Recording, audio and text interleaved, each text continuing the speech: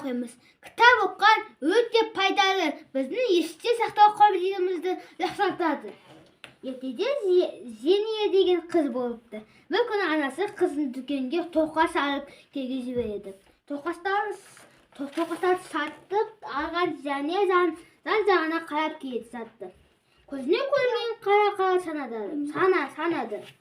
Зенияның артына еріп келе жатқан ит оның сөмкесін тесіп жол бойы тоқаштарын бір-бірлеп жеп қойған еді.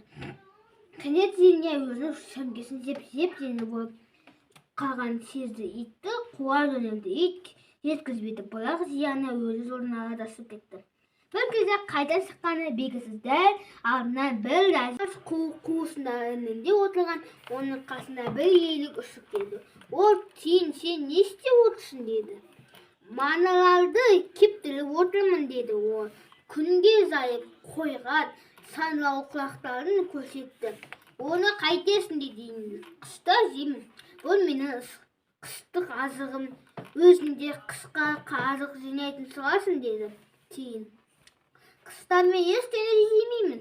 Бір қуысқа кіріп алып ұйықтаймын. Ой, неткен ұйқысызсың деді тиін. Сынып басы бір сыбықты сындырмақшы болады. Сол кезде ол ағаштардың әңгімесін естіді.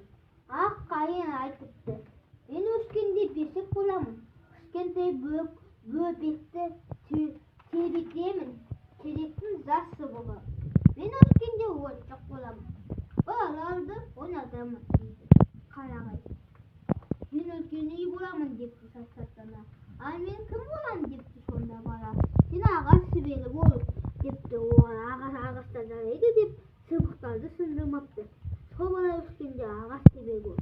Екі тош келе жатты. Адамнан бір аю шығыпты. Олардың біреуі аулу екен. Екіншісі мықты жас жігіт еді.